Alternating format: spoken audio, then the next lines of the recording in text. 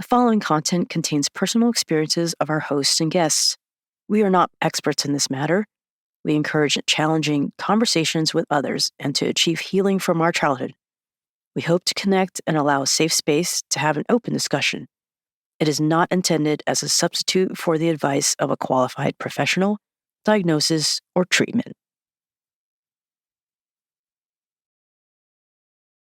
I mean, the shoes off in the house. I see that so many times in a lot of Asian API identifying films, and I'm like, yes, don't make it weird for us. Yeah, I remember there was like an article saying like, is it rude to ask your guests to take off your shoes before entering the house? And there was like so much back and forth, and I'm like, for me, I'm like, no, you're entering my house. I don't, Yeah, exactly.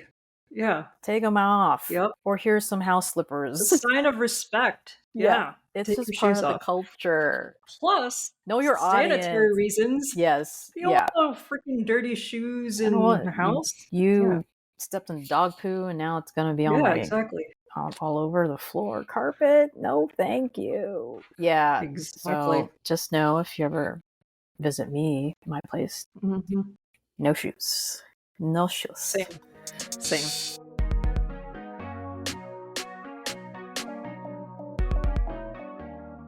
All right, welcome back, First Gen podcast listeners. Hope you guys are having a great summer. Tiff and I here, we've been so busy, but super happy to be with you guys. And we recently saw the movie Dìdi, so we want to dive into that and talk about that today.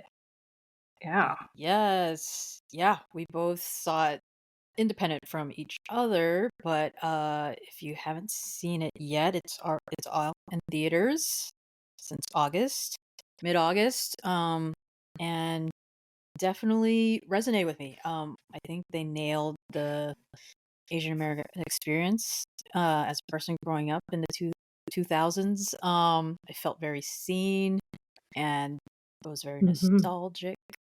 Definitely. And I thought the director was written and directed by a Taiwanese American filmmaker, Sean Wong. Very, very insightful. And it really dived into the Asian identity, but also just a coming of age story of a teenager going through the emotions. And before it was like basically the cusp of internet, right? The digital world, analog going to the digital world, how technologies at our fingertips, information's at our fingertips. So got to see how that all came to be in adolescence. Good old AOL Instant Messenger. AOL AIM. Tiff, what was your screen name? Is it appropriate to say? It's appropriate. I mean, I was a teenager then. I had two. I think one of them my dad actually helped pick out, which was interesting, but it was Shy Pinay. All right. Shy Pinay. Yeah. But the one that I made in high school had this ongoing joke at restaurants where when they ask, what do you want to drink? I ask for diet water. So I thought that was a funny I remember that. Yeah, funny little prank that I did in high school. Sure, I pissed off some waiters and waitresses, but someone got a great laugh out of it. So my screen name back then was Ordered Diet H2O. Was one of my screen names. Wow, nice. Yeah. Do you remember yours? Yeah, so I had two. Well, I had one in high school, and I was super into Radiohead. So one of their one of their first albums is Pablo Honey. So that was mine. I just thought it sounded cool. But it didn't make sense to anyone that didn't listen to Radiohead. No. And that's how I knew. I was like, what does this mean? And I got into that album because of your screen name. So yeah. And then in college, it was Neeners, Weeners 14. WEENERS. So it's not like, spelled like wiener, but yeah. So kind of inappropriate, but how funny. Great way to start chatting with other guys in the door. Of course. Icebreaker. I mean, they have funny screen names too in this movie. But Yeah, they do. yeah, let us know what if you remember or recall your AOL's Instant Messenger screen name. What was it? Ping us, Yeah. DM us, drop us a line on the Spotify poll. We'd love to hear from you. That'll be fun to Yeah. reminisce the AOL days, AIM, whatever Aim. acronyms and shorthand terms we used back then. But yeah, that was like the go-to after school, is just like getting on AOL Yep. and cutting off our parents' landline so we could be on the internet for good times, good times. But I think this comes to a good point where we can say we're gonna dive a little bit deeper into the movie Didi. So if you haven't watched the film, please stop listening, stop watching. If you don't want any spoilers, we are gonna dive a little deeper. So if you don't want any spoiler alert, don't. This is a good spot to stop right now, and or we'll go and watch the film and then come back to this spot, and then Yeah. we can talk some more. We can talk about it.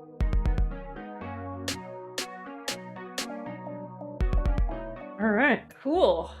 The one thing I noticed was kind of like the sibling relationship that they had. Yeah. So she was the older sister, right, going to college, and he was obviously younger. And it just seemed like totally like night and day, total opposites. And so I think about that, like for me, because I was the younger one and my brother was the older one and he was going to go off to college. And so I felt the same way Didi felt. Like it was like, oh, what a relief she's going to be gone or he's going to be gone. But Oh, then wow. towards the end, I was like, no, like there was a bond there, and it's just too bad we never got into it until she left or he left.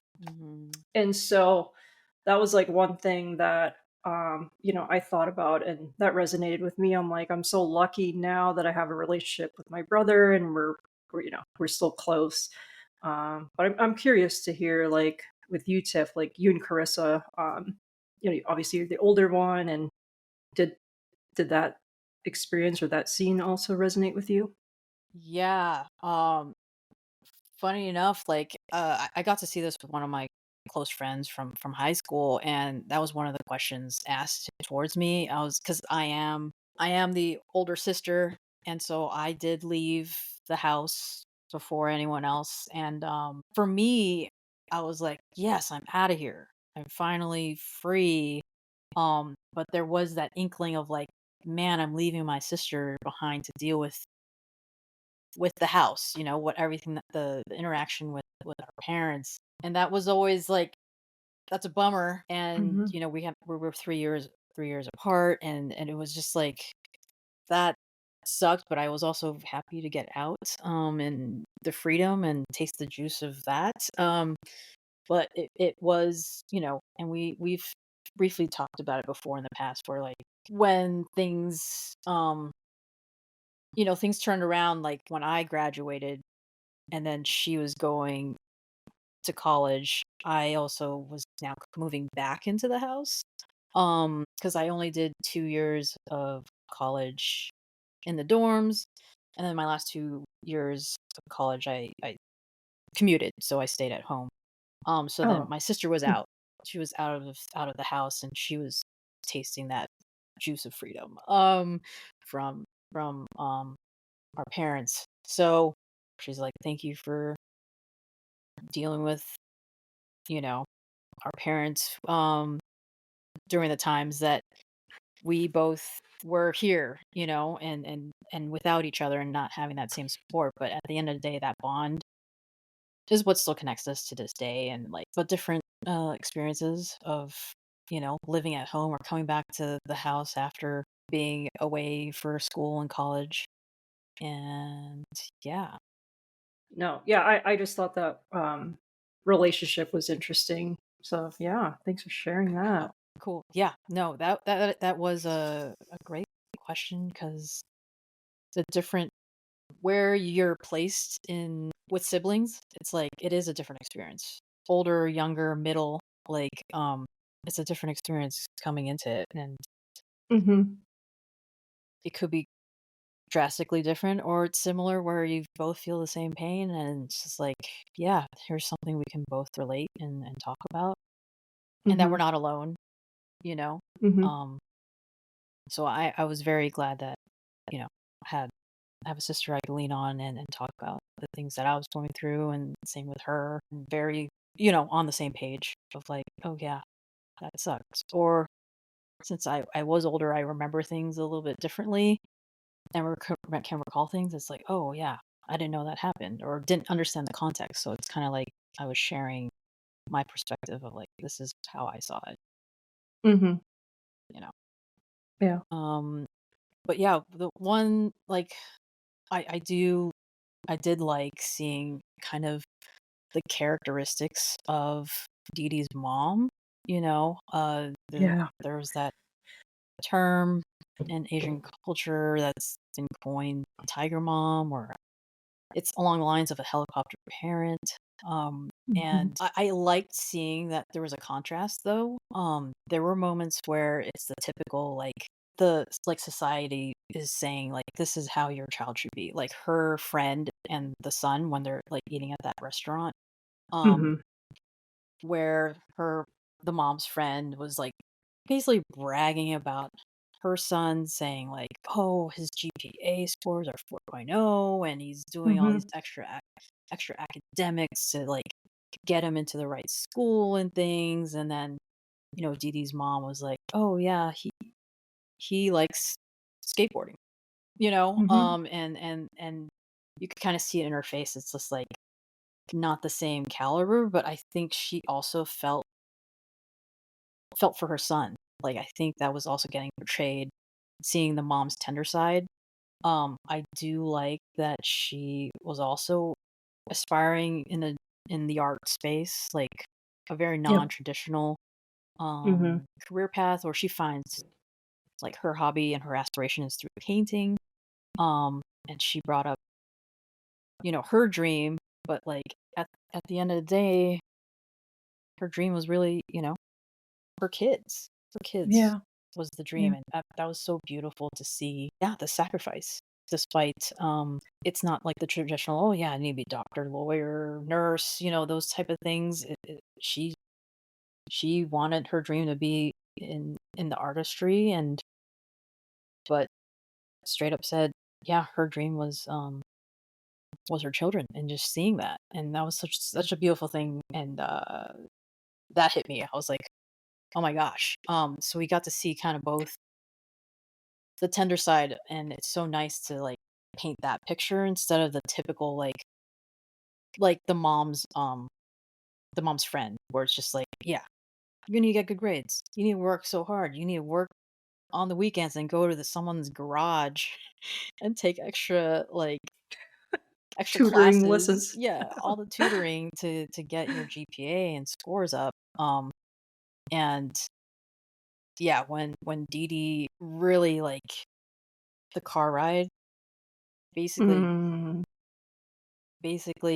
let it all out, like, all the Yeah. anger and frustration he's built up. He straight up just tells his mom, because he got in trouble for doing something, and the mom defended the person that Didi, attacked, instead Mm-hmm. of standing up for her own son.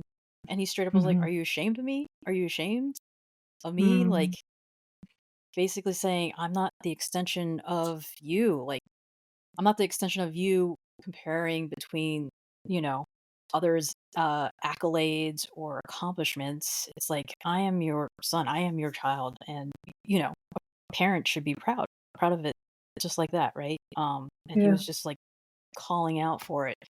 And that was to just see that on the screen, because, like, wow, I've never felt so heard or seen with that moment. Yeah. It's like I've thought it, but I've never said that, and he, like, Sean Wong really articulated right into the screen. I was like, wow, that felt like we're not alone, or I'm not alone in the situation of my Mm-hmm. young childhood experiences. Yeah. If you resonate, like, I don't know if you related to that as well, or any takeaways. Yeah, I mean, everything he was feeling in that moment in that car was like everything I was feeling in my childhood. Like constantly feeling like my mom was ashamed of me. It was like it only mattered to her like how she looked in front of her friends. Like so her kids were like a reflection of her. But I have to say, I mean, now that I'm older, and Joan Chen, I mean, she did such a great job playing the mom, and she's a great actress, and Hmm. I just her as like kind of a single mom in that movie, right? Because like their dad was like um back home, like trying to Overseas, make yeah. money, and just like her mother-in-law. First of all, I want to talk about that Oh, because yes. Yes. my mom and her mother-in-law never got along. They lived with us for a bit, and even after my parents split, like it was just really nasty. But it was the same thing. She was always like, "Hey, why can't you be strong enough to like take care of your kids? Like, why are you so weak? Why?" And it's Oh. interesting because the mother-in-law saw her that way, but she really wasn't. I actually think she was the opposite. She was probably the strongest mom figure I've really seen, Hmm. and that reminded me of my mom. And yes, there's moments where she's struggling, there's moments where, she might, like, make her kids feel crappy at times, but there is that tender side of her, like you said, like, she's a true artist at heart. She tries to understand, but there's a cultural boundary there, that and it's like it's not her fault. Yeah. You know what I mean? So I try to understand that with my parents now. Yeah. And she was just doing the best that she can. Yeah. And you know, again, like using your kids like as a reflection of you, I mean, that's tough. I don't think anyone should ever do that, but I think that was her way of measuring whether or not she was a good mom, was to compare herself to somebody else's mom and their family. And so like everything she felt in that car too, like I can only imagine that's probably how my mom felt, Hmm. right? And I can never come to understand that. Um and so yeah, definitely that moment in that car was huge for me. That definitely resonated with me. And then, we'll talk about the ending, but towards the end, you kind of see her growth and her progression along with Didi's. So yeah, definitely. Just I'm not gonna Yeah. lie, I cried in the movie theater. Okay, I never cried in movies, but I did at that Ooh. moment. No, it hit me Yeah. too. So It yeah. it hit me too. And I do agree with you on seeing that side, and where now that, like, understand the other perspective, because for a long time it was just like me and my experience. But Hmm. yes, this is a cultural shift, and what they took from their home country and bringing it here to the States is like they're learning too. They're learning as much as we're Hmm. learning to fit into whatever mold and what's around us. They were trying to assimilate as well and trying to understand the culture, but they had their culture, what they've Hmm. grew up with, and then what they've only known. And now it's just like giving that grace to them, and the understanding, and like, hey, I get it now. Like, just like mini moments in the film that I thought was also great was like within the Asian American family, where like just like the little mini moments of, you know, the mom basically, it was after that car ride, and her love language is food. And I've read this and heard this somewhere else too. It's like, yeah, maybe they can't express themselves or articulate how to connect with their own children, but food has been the love language with a lot of moms. And like Yeah. the one thing that they go to is like, have you eaten? Are you hungry? Instead Yep. of listening to what the kid's going through. I'm like, I don't care about that. You look at me, I'm crying. I'm like, this is what I'm feeling and going through, but not realizing how how like our parents may have been taught. It's like food has been like the nurturing way to love and show love. And the funny moment was like, I think they went to a burger joint, right? And the Hmm. mom was like, basically eating the burger and took it apart and was cutting it with a fork and knife. And, Didi's comment was like, oh, so Asian. And I was just like, oh, man. But that's what she knew. And I can remember as a kid in my adolescence saying the same thing. Like, oh, why do you have to be so, Asian? Why do you have to be so Filipino? Like, for the moments that I would see my parents doing something that I'm just like, oh, like, have to look the other way and be ashamed of what our parents were doing, Mm-hmm. Yeah, for sure. Funny because I actually do that with my burger now. So whatever my mom was doing with her food, I start doing. I cut mine in half because it's gonna be easier to eat. And I'm walking around with an umbrella, so the shade. No, I think all those things. All those things, I'm like accepting it now. I'm like, I'm okay having an umbrella outside. It's too hot. Yep. The sun rays are burning me. Yeah. So I get it. I get it now. But we used to make fun of it back then. Wait, do you remember in this movie if they had MySpace or was it Facebook or both? They did both. Okay, that's right. Because I remember I was like, they did my both. MySpace, like top 6 friends or whatever. Yeah, my top 8. That made me laugh. I thought it was Tom. I thought it was funny how instead of asking his friends like, are we still friends? He had to like look at his friend's MySpace to be like, am I on their top 8? Like I know, right? Could remember that. Like, are we in a good space that we're still friends? And if you're not on their top 8, I'm like, oh, I think we have some beef now. Yeah. Right. The digital age. Yeah. And just like learning how to, like for him, it's like learning how to be a skater, photographer, or filmographer. He had to like Google that. Like there's so much in this digital age that you can just look up, Yeah. Which was very new during that time frame. I think he Googled so many things during that movie, much like that's exactly what I was doing too, like at that age, Yeah.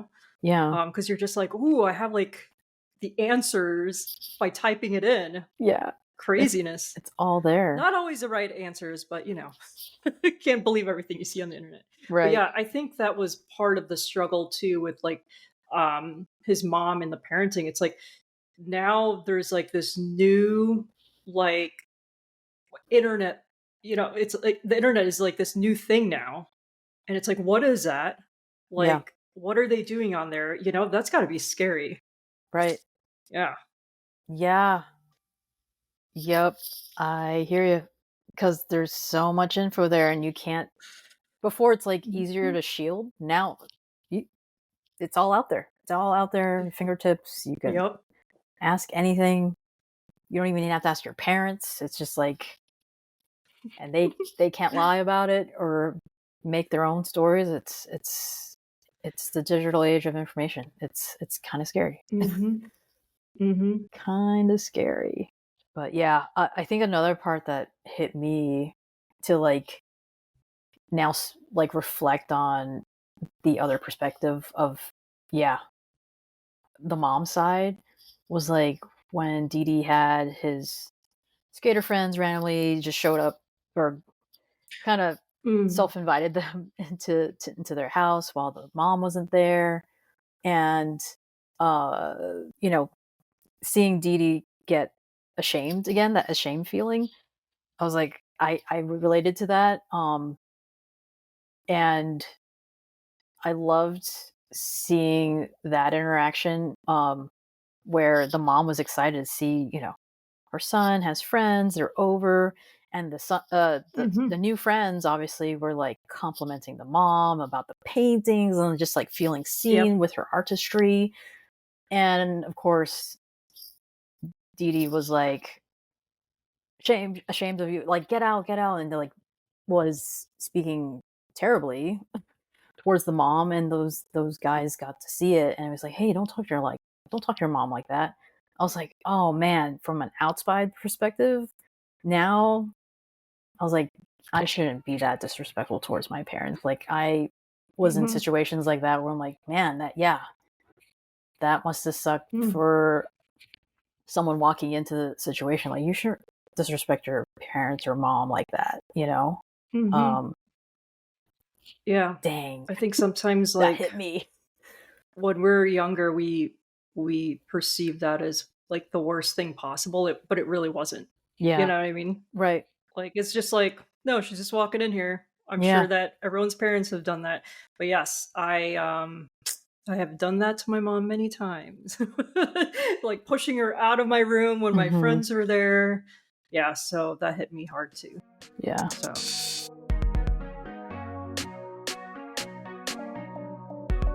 well, what I wanted to talk about in the ending for me, like when he runs away and he doesn't come home and she was just in bed. Mm-hmm. I think at that point she was just like, he's going to do what he's going to do.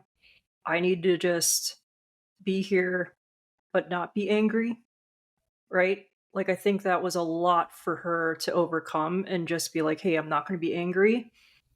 I'm going to be compassionate and open." And I love that conversation at the end. Like I cried again in the movie theater during that Mm-hmm. time because I Yes. think it was a lot for her to overcome, but it was a lot for him too. And I think they finally found some sort of harmony with each other. I mean, wasn't perfect, but for her to just say that she is proud of him and just the way she was like looking at him, like she just was relieved of any anger or frustration. And it was just all love in that moment. Y- And so, yeah. Yeah. Oh, It was yeah, beautiful. It was it beautiful. And the was. connection that they had was like, oh, I hope many more, people have that same connection with their parents. Like Hmm. that is true love. Instead of the scolding or like the Hmm. reprimanding that, we've internalized for so long. It's like, oh, if I do this, I'm Yeah. gonna get like this back. Yeah. At the beginning of that moment though, like I do agree with everything you said, but the first moment where she's like related it to his sister, where it's like, oh, your sisters ran away Mm. or Yeah. whatever, and she didn't bother like looking for him. At that moment, I did feel like, oh well, because he's a guy.